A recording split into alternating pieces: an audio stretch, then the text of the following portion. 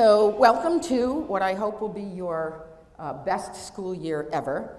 I love the cycles of teaching. I remember as a teacher and as administrator, there's something fabulous and fascinating and magical about coming back to school. And there's this weird thing that happens with the weather that almost tells you it's time to go back to school. And so for me, what happened is this was the first day that I got into my car and I couldn't see out of the back window because of the dew. And it was like, oh, time to go back to school. There's dew on my car. It's poetic, isn't it? Yeah, you're not buying it. Okay. So let's get some logistics out of the way. How many of you like to tweet? We have any tweeters here? Okay. If you do like to tweet and you want to make sure that I see it, please use the handles that I have up there. I am at Sulla, so you can put that in there. My first poll question, and I know this is a challenge because I'm asking you to come up with one, but what is the one greatest skill that you think every student needs? So I love the list you're creating. It's interesting that some people call these soft skills, meaning that they are beyond what might be in the curriculum, but these are critically important skills, and fun for me to see that many of the things you're putting up there have to do significantly with executive function. Now, most of you know me as the creator of the Learner-Active Technology-Infused Classroom. And you may have the book. How many of you have the book, Students Taking Charge? And you probably know that your cover is like orange and blue, and they don't look like those. But that's because, as Dr. Pritchard mentioned, the new editions are coming out. So we decided to change the color of the cover. So the new editions are coming out, and I'm all about the Learner-Active Technology-Infused Classroom. So you might be asking, what is she doing here talking about executive function? And I want to give you a little bit of my story that led me to this missing link idea of executive function. So when I walk into learner-active classrooms, I expect to see students engaged. I expect to see students working on all different things. I expect to see that they've scheduled their own time. They have significant choice and voice in the classroom. And when we see classrooms that are being run with fidelity, as I like to say, we see stronger student achievement, we see higher engagement, we see students that are very excited about learning, et cetera. And this is something I've been used to from my decades of work up in the New York, New Jersey area. But it wasn't until we kind of moved out of the Northeast that I got to see a different perspective. We were asked to go to Florida to work in a school district that was somewhat rural, high poverty. As a matter of fact, driving through the area, you will see houses that have no windows and doors. You have children who are coming to school in kindergarten. They don't know their letters, they don't know their numbers, many of them don't know their names, and they don't have the muscle skills to hold crayons, pencils, because none of that is happening prior to them coming to school. And we worked with a wonderful faculty, and particularly the kindergarten teachers were redesigning, the entire kindergarten staff got together to redesign their classrooms to be learner-active. And what we found was in a couple of weeks, the students were significantly taking charge of their own learning. And there was one student who needed to do something with a glue stick, and he took an iPad and he went over to a wall where there was a picture of a glue stick, and he scanned the code and then watched the video while he followed along to use a glue stick. And I remember thinking, I know the learner-active classroom is a good learning environment, but I've never seen this level of improvement in students like in such a short period of time. And there were different people remarking on that. So I decided that I would look into it and think about, deconstruct, if you will, what kinds of skills are taking place when a student is in a learner-active technology-infused classroom. What happens to a student in a learner-active classroom? What is a learner-active technology-infused classroom environment? So first of all, we start with some sort of a real-world problem to solve. In this case, I'm going to give you the example of designing a butterfly garden. We know that butterflies are losing habitat, and what if we could design butterfly gardens and encourage community members to create butterfly gardens that would attract, with the kinds of plants that would attract butterflies to lay eggs and produce more butterflies. So the student starts with a compelling task that is meant to inspire them, and then they're given a rubric, or they co-design a rubric with the teacher that gives them some clear expectations. For instance, in this case, in your butterfly garden, you need to obviously explain the life cycle of the butterfly, you need to decide on the garden, how you're going to develop it, what plants you'll put in it, etc. So as a student, when I look at that practitioner column of the rubric, I have to figure out, I need to learn about the life cycle of a butterfly. How am I going to learn about the life cycle of a butterfly? I now go to my activity list that the teacher has provided me with that has a plethora of ways for me to learn about the life cycle of a butterfly. In this case, we've got 5 different learning activities. I need to choose 3 of them. We've got practice activities that presume that I've now already learned. I've got a required activity that I must go through, and I've got my optional activity if I like. So you see that the students work from the problem to the rubric to the activity list, and then of course they have to schedule their time.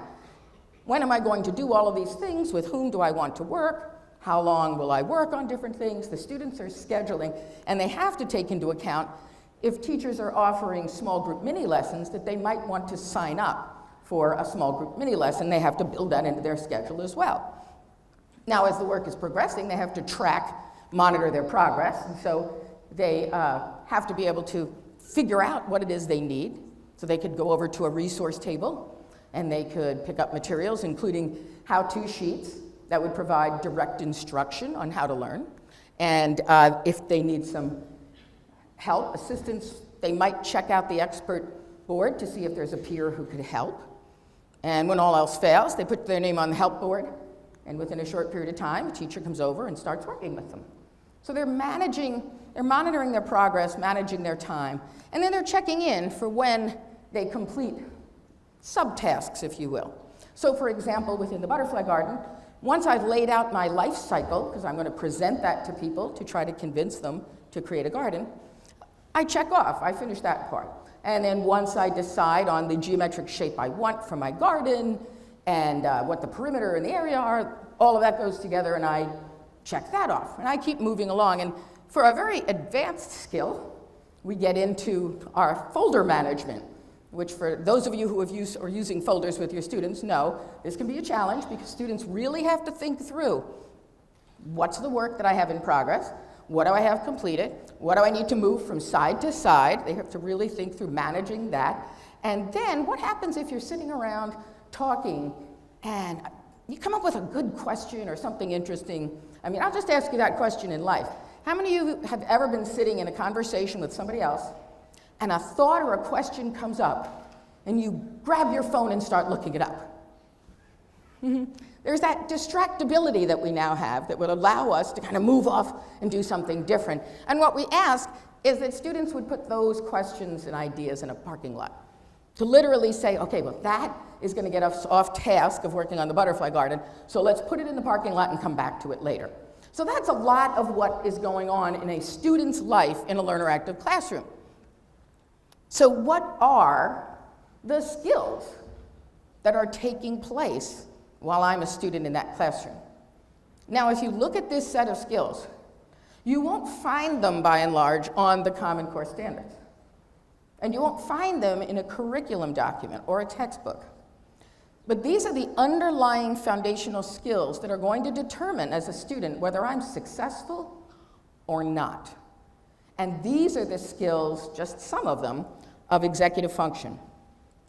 Now, I am going to have you do a little work while you're here. You know, you kind of like ease back into the school year. So I did have passed out sheets that have the 40 executive function skills. You all have those? So these are some of the skills of executive function. Let's look into that a little bit more deeply. This is your brain, which handles a lot for you. I would like everyone to point to their forehead. That is the part of your brain that handles executive function. It is called the prefrontal cortex. And most executive function skills are handled in that part of the brain. Now, that part of the brain is fascinating because it has a plasticity to it that really allows it to grow and continually mature. As a matter of fact, when you read in the first chapter of the book, I have an interesting story about a man whose prefrontal cortex was nearly destroyed. And he lived and actually, well, I'm not going to ruin the story, so you have to read the book now. Like how I get you to read the book? So let's look at, though, the development of the prefrontal cortex over time, because I think this part is fascinating. From birth, the prefrontal cortex is building, and you're building executive function skills. If you've ever been around a newborn, you'll notice that they do absolutely nothing. They just lie there. You wait for them to open their eyes. And then you have that nice little mobile over their crib, and you'll notice that they suddenly start to focus on one of the pieces that's hanging down. Focus is an executive function skill. And then over time, they can shift their focus from that to something else. Maybe you calling their name, and now they can shift focus. That's an executive function skill. So all of this is going on from birth, that the brain is really significantly growing. But you'll notice here, this is where you are at age 4. Or this is your brain at age 4. This is your brain at age 5. How significant is that? And if you've ever been around or have a child who moves from that age 3 up to 5, you know, that's when we start saying, oh, I have so much fun with my son now because he's starting to be human. And it turns out that the prefrontal cortex is what makes us uniquely human. It is what separates us from other species. So here's the thing. We could not even begin to understand the prefrontal cortex until the 1970s. Nobody was saying the word executive function. It was in the late 70s and into the 80s that people started toying around with it, and probably you started hearing it more and more recently, that now we're paying a lot of attention to it. But it's a relatively new discovery, because prior to the 70s, we had no way to map that part of the brain. And yet I still think it's fascinating that for the longest time, kindergarten starts when you're 5. Somehow we just knew that before 5, you didn't have what it takes to succeed at kindergarten. And so now we know that it's a huge executive function bump. Now after kindergarten, things move on and you get a gradual bump until puberty. So now, where are my middle school and high school teachers? But I mostly feel sorry for my middle school teachers. I was a middle school teacher, and don't we all say you have to be a little crazy to teach middle school? Because here's what's going on in the brain. As of middle school, you will understand your students better now, and your children if you have teenagers. Come around puberty, what starts to happen in the brain is the parts of the brain that had connections get pruned. If you don't use something, you lose it. And so what happens in the brain is the brain says, we've got a lot of stuff in here. I think we need to prune it down. So literally, the brain is cutting off connections that you had prior. You know, if you played piano for a little bit as a kindergarten, or as a young student in kindergarten, and then you never took lessons again, chances are by middle school, that's going to be gone. You'll be like, oh, I don't remember how to play piano. You might not even remember you ever had a lesson. It just kind of goes away. So middle school students are effectively losing their brains. The brain additionally starts to coat the connectors with what they call a myelin sheath. If you're interested in all the nerdy stuff, that's chapter 2, I think. So you can read about it, but what happens is the brain starts to get stronger. And the reality is, when you're looking at somebody between the ages of 18 and 25, you probably have the most powerful brain out there, because that brain has strengthened. But here's the trick. Where did I tell you your executive function skills pretty much reside? What part of the brain? Okay. The brain actually starts to strengthen from the back forward. So your executive function skills don't get strengthened till the end. But guess what's in the back of your brain? your pleasure sensors, everything that makes you happy. So think about the average middle school student walking around. They've already lost half their brains through the pruning process. Now, their pleasure sensors are firing. It's like, oh my God, I have a love interest. Wait, what's alcohol? Wait, what's drugs? Like all these things are hitting them. And you want them to make rational, good judgment decisions. That isn't going to be developed until 25. Let's see, right up there. 25 years old, you have a fully matured brain. I had a friend of mine who said, that's interesting, because my daughter used to go out clubbing, and come around 25, she's like, I don't feel like doing that anymore. I'm like, interesting brain development. But think about it, for students, they're in this situation where parts of their brain are developing that are driving their interests, and other parts of their brain where they would make good, solid decisions. How many of you have ever looked at a high school student and said, like, what were you thinking? I had a neighbor, and I'm very happy to say that probably today, the daughter is sitting in a room much like this in her first year of teaching. But I kind of grew up with her, and along the way, she would always listen to what I had to say, and I explained this whole thing to her about the prefrontal cortex. And one day, her mother was saying to her, what were you thinking? And she said, I really wasn't, because I don't have a prefrontal cortex yet. Won't be here till about 25.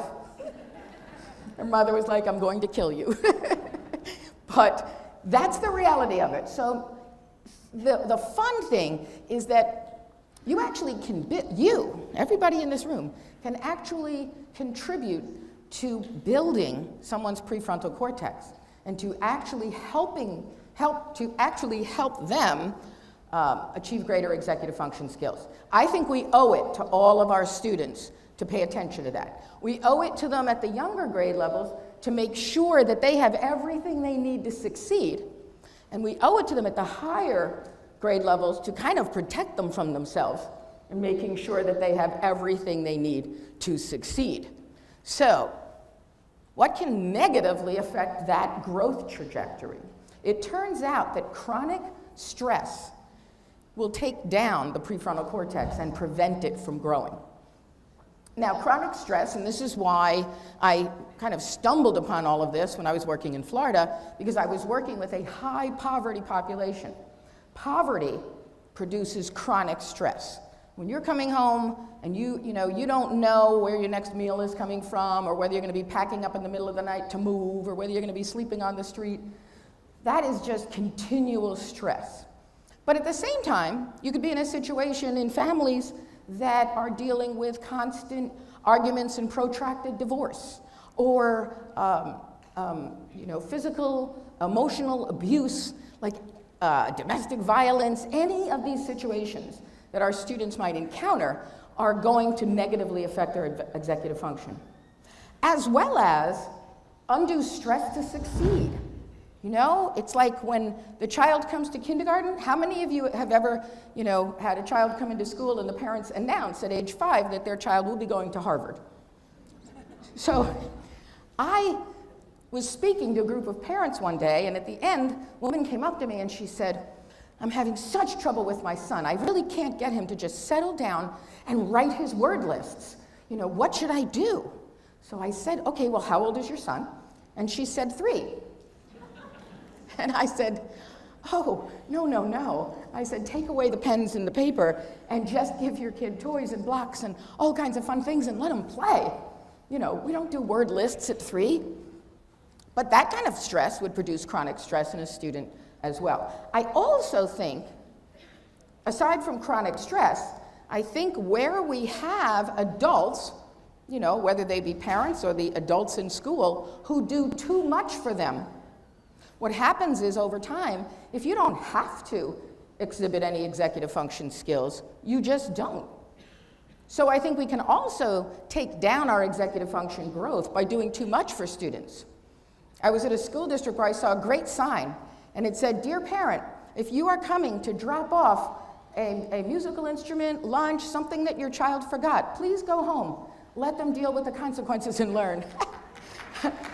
But it was really interesting where the school was trying to go with that. So we do want to think about how we can build these executive function skills. I gave you a list of about 40 executive function skills. And the interesting thing is that when we look at executive function skills, a lot of people address them skill by skill. So I'd like you to do something with me. I'd like you to take your arm, if you're right-handed or left-handed, either one, and stretch it out in front of you. Try not to hit the person in front of you. That's an executive function skill. And if the person in front of you hits you, try not to hit back. That's another executive function skill. Now I'd like you to grasp, like you're holding something. Then I want you to start a 90-degree angle in toward your mouth. Okay. Then I want you to pull your elbow out just a little bit so that your hand is just to the side of the mouth. And now I would like you to move your hand up and down. Up and down. Keep doing that. Up and down. Okay, you now have the skills to brush your teeth. Now the reality is, I'm going to bet when you learned how to brush your teeth, nobody said, let's practice, arm out, grasp. But when you brush your teeth, you pretty much grab your toothbrush and you use all those skills. But that's not the way we look at it. We look at it through the bigger picture of, let's brush our teeth. So, with executive function, what I didn't like is looking at all of the ways that people were trying to address individual executive function skills absent of a bigger picture. And that's where Bob was talking before about my levels. I decided, well, if we're going to look at executive function, let's look at it in terms of some bigger life skills. For instance, conscious control. We need students in schools to have conscious control. That's the ability to know when to speak, to know when to not hit someone, to be able to focus, etc. And then as you build that skill, you build up to the ability to engage with content. And I don't mean hands-on engagement, I mean minds-on engagement. You're grappling with content. And if you have the ability to engage with content, well, then you probably have the ability to engage with others. So now you can collaborate with others, and there's a set of executive function skills that support that. And if we move from there, we now get to a level of empowerment where you can be given more control over your learning, more choice and voice over what you do. And from there, we have what I call the sweet spot, efficacy. I believe that every school and parent owes the children efficacy. Efficacy is the ability to identify a problem that you want to solve, or identify a goal you want to achieve, and put a plan into place to achieve success, or if you fail, the ability to then learn from that and move on to achieve success. Wouldn't that be wonderful if all of our students left here efficacious? That's a goal. Now, I say, when people come and interview with us, I say there are two kinds of people in the world. There are people to whom life happens, and there are people who make life happen. And if you're a person to whom life happens, you don't really want to work here, because it's not going to go well, because at IDE we consider ourselves a group of people who make life happen. And if you really think about it, that's kind of a definition of efficacy, and that's where we want kids to go. At the highest level, once you have figured out a goal or you've solved a problem and you want to advocate for it, you need to be able to inspire and influence others, and that's leadership.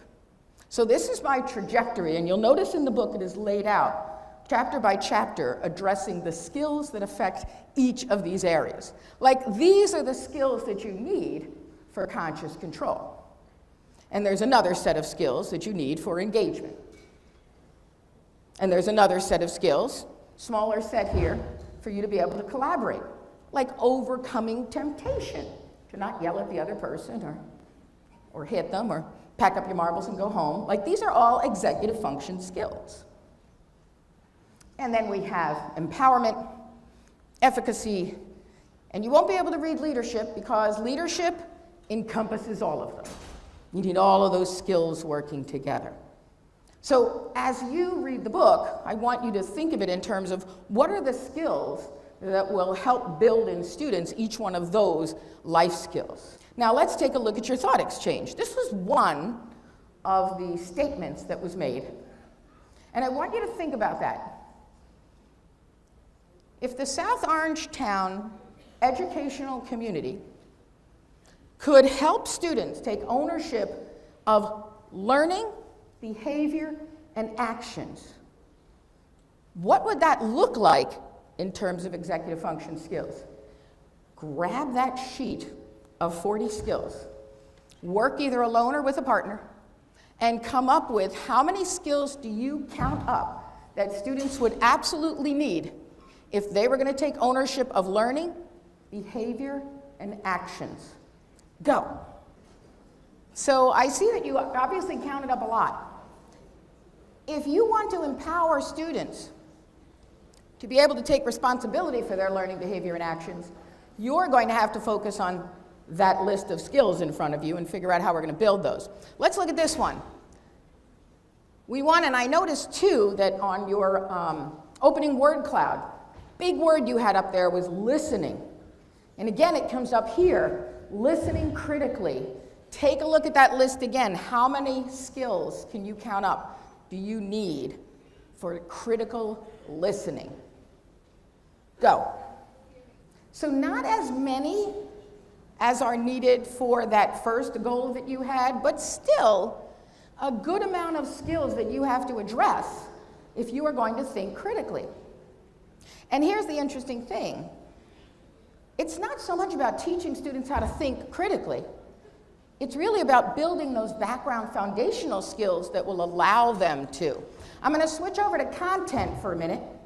I want you to picture, if you will, that you're carrying some groceries or shopping bags into your home, and you kind of fling open the door with an elbow, and it flings back and it hits a wall and it punches a hole in your drywall.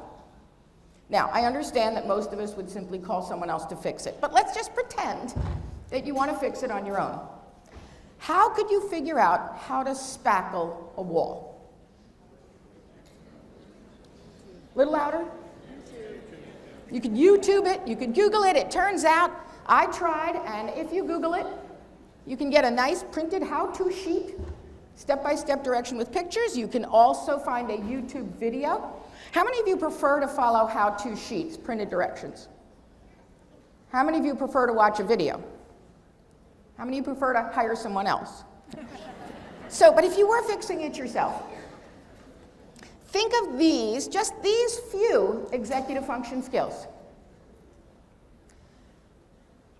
Could you follow a video to learn something, or follow a sheet of directions to learn something, if you didn't have those executive function skills?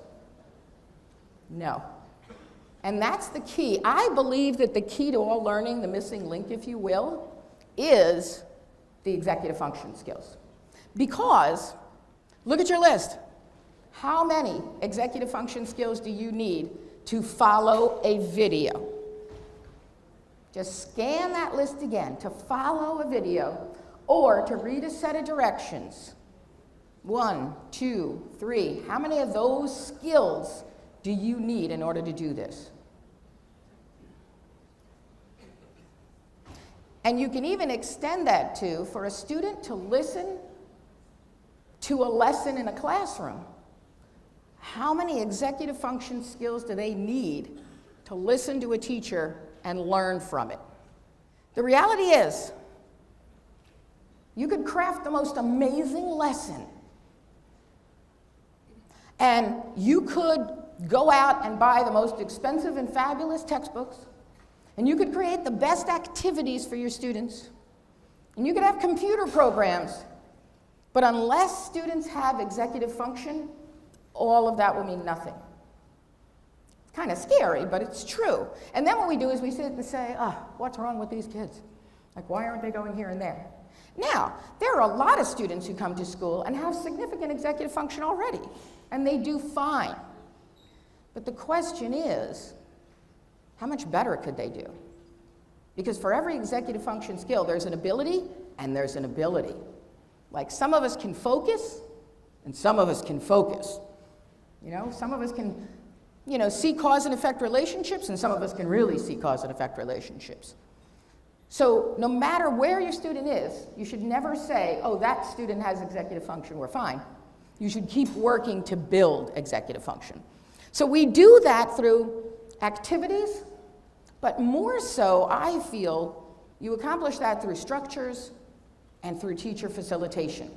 And you'll see in the book, with each chapter, I point out all of the ways that you can work with students. Now, here's the important thing. Executive function is nothing added to the curriculum. And you definitely don't want to have an executive function course. And you don't want executive function time. For this half an hour, we'll work on executive function, and then we'll go to the rest of the day. You really want to build executive function all day long, kind of along the lines of my second book. It's not what you teach, but how. Because how you teach will build executive function. Just to give you a couple of examples here. You can build executive function through activities. Cause and effect is a big executive function skill, an important executive function skill. So ask yourself, how often do you ask students to map out? Well, if this happened, what would that produce? What would that produce? What would that mean? What would that mean? What would that mean? And you kind of, layer it. And that doesn't only happen in classrooms. School secretaries, students are coming to you and talking to you. Start asking them questions about, so how did that happen? Now, if you did this, what do you think would happen? And what caused that to happen? Custodians who see students in the hall and engage in conversations.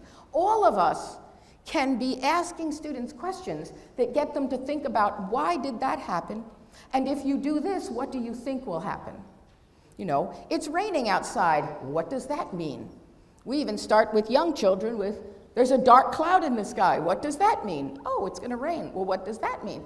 Oh, I might get wet. Oh, what does that mean? And of course, as they get older, they can get into, well, it's going to cause erosion, and then we're going to have, the sand in the street, and then it's going to go into the storm drain, and they can start thinking and thinking and thinking ahead. We want to have those kinds of conversations with kids. Also looking at same and different. This happens to be something a teacher did with looking at hydrogen peroxide versus water. They both have hydrogen and oxygen, but they're put together differently. But just getting students to stop and think about what's similar, what's different, that's an executive function skill. That's an important skill that we can build just as students are walking through the halls when we start talking about same and different. Categorization, you tend to think of the kindergarten teachers and the first grade teachers doing that. Who are my kindergarten and first grade teachers? Okay, you have one, that's good. So we think of categorization, kids putting together, these are the fruits, these are vegetables, whatever. But the reality is, right up through 12th grade, you can have students categorizing. And that's an executive function skill that we need to build on more and more.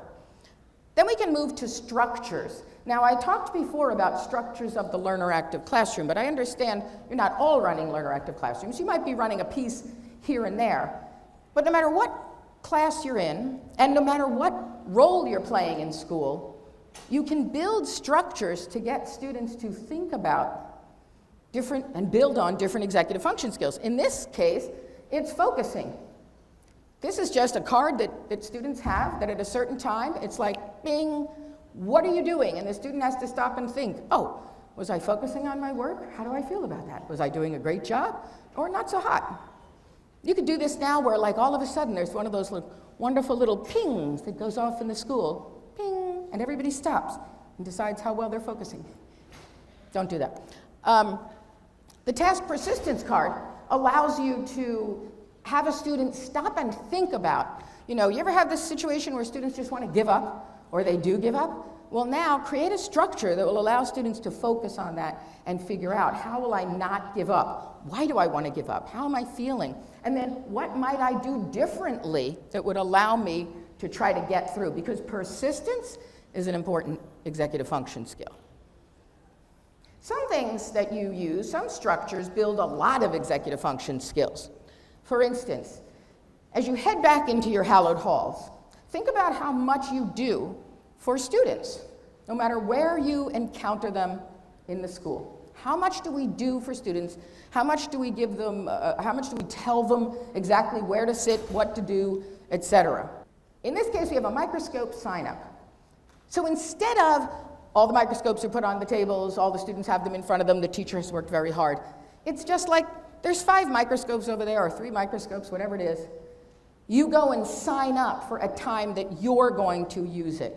So as a student, I have to think, when do I need to use the microscope? Let me go over it. Is one available? Let me sign my name. Let me come back. Now I've got to remember that at that time, I get to use the microscope. That builds a lot of executive function. Much more than I come into the room and the microscope's in front of me. Do now. In schools, we use a do now.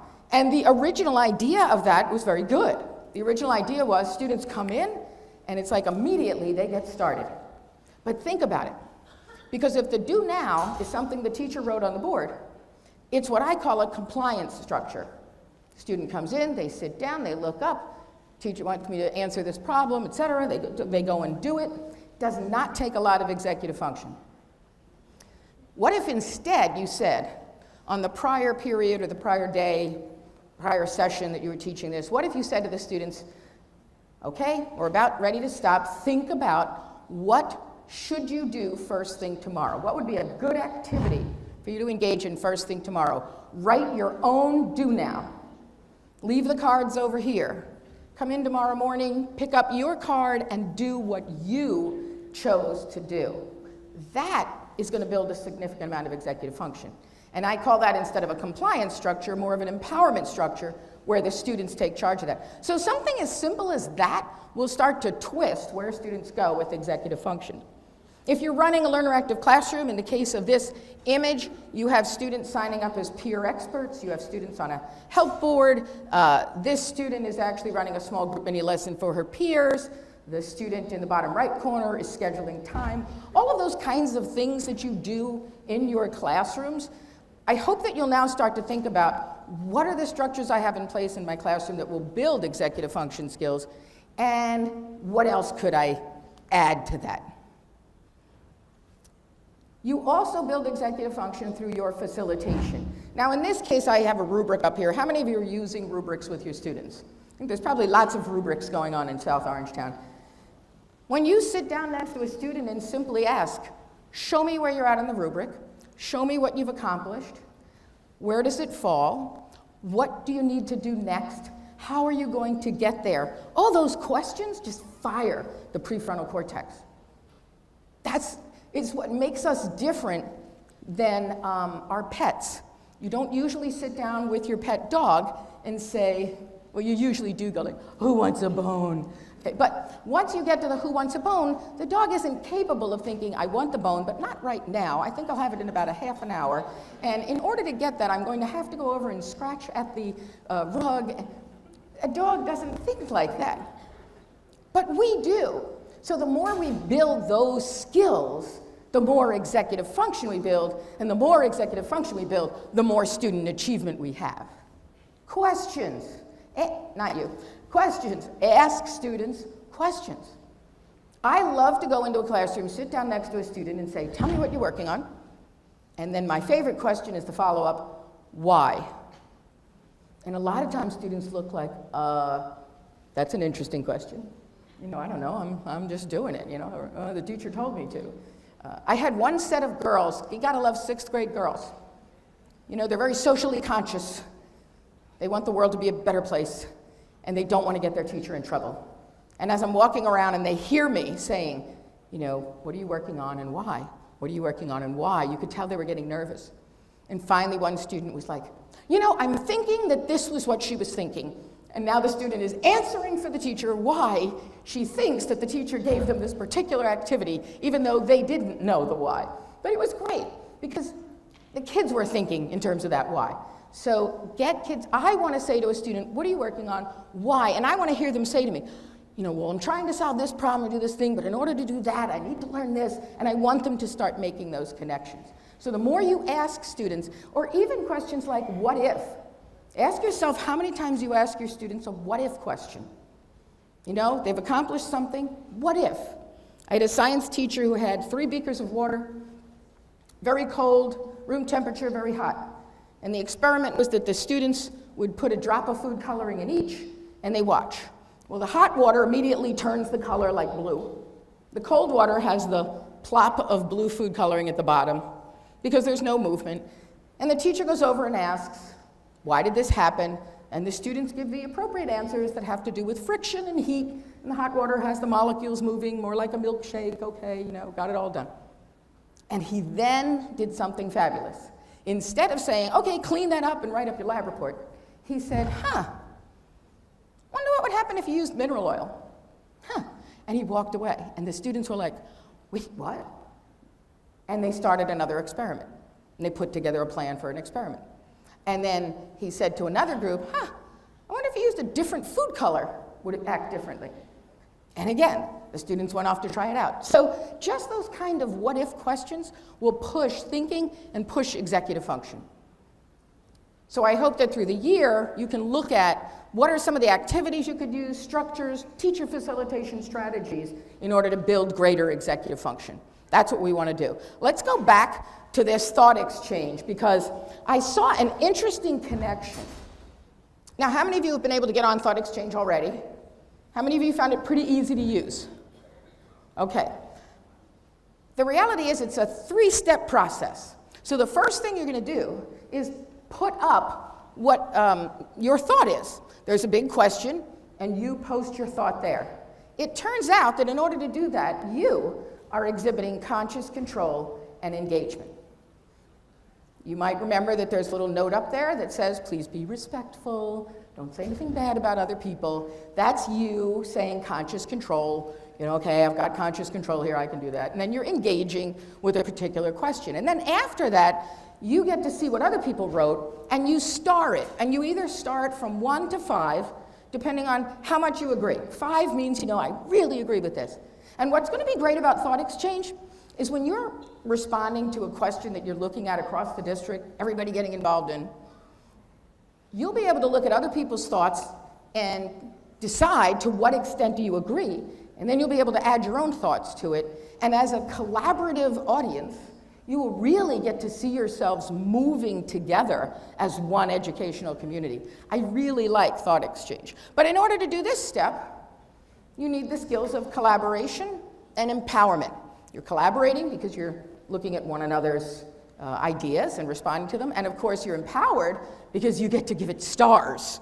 So you get to decide what the rating is going to be. And then you can click on Discover, and it will actually tell you what the ranking is, how many other people liked this, and now you'll kind of get to see, am I an outlier, the only person with this idea? Does everybody else agree with me?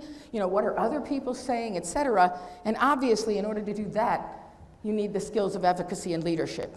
Because I believe through thought exchange, as you use this throughout the year, and I don't work for the company, but I really do like the product. I had the opportunity to learn it in preparation for this keynote. And what I found is that if you use this well, you will be able to start making some significant decisions and steps as an educational community toward making the world a better place for your students through your students and building efficacy in them as well. And then obviously influencing and inspiring others to move along with you. So I just thought it was cute that kind of connection between the executive function skills maps over to everything you do in your life. And so I mapped it over to thought exchange. Well, I hope that you're taking away some ideas here as to how executive function can help you and your students. And like I said, the nice thing about the book, you all have a copy of the book, and the nice thing that I found is, as I go into schools where teachers have read the books, they have them all tabbed and highlighted, and people are telling me they love this particular book because it gives them so many things they can use in their classroom right away. So that has made me feel really happy about writing the book, and I hope that it'll do the same for you. Last question I have for you: what is one takeaway from this presentation this morning? And you can actually write a full sentence if you like. No, one words. What's one takeaway that you have that you're now either going to go back and work on in your classrooms or work on in the offices, in the spaces, in the physical areas, like wherever you are working with students, wherever you encounter the students of South Orangetown, what's your one takeaway? I remember many years ago, the year was 1977, so that's many years ago, and I was a brand new teacher. And I was sitting for the first time in this audience. How many of you are sitting here for the first time about to embark on your teaching career? Who's afraid to answer? So I remember I was sitting out there, and I remember looking at the person next to me and saying, we're just getting started, but remind me when I'm like 25 years in and I'm dead wood, remind me to retire. And I'm proud to say that I'm on my 41st year now, and I get more inspired about education every day. I get more excited about it every day, and I know you guys do, because I've had the pleasure. I was humbled to be able to come and see some of the teachers in action this summer in the Learner Active Classroom workshop, because it's wonderful for me to see the words on the pages of my book kind of coming into fruition and playing out in classrooms. So I greatly appreciate you for believing in me and taking the words in my books and putting them into place. And I thank you for sharing some of your takeaways today, and I hope you have the best darn school year ever. And what are we supposed to say? I hope it's your best year yet and your worst year going forward. Yeah, which means that every year after that's going to get better. God bless you guys.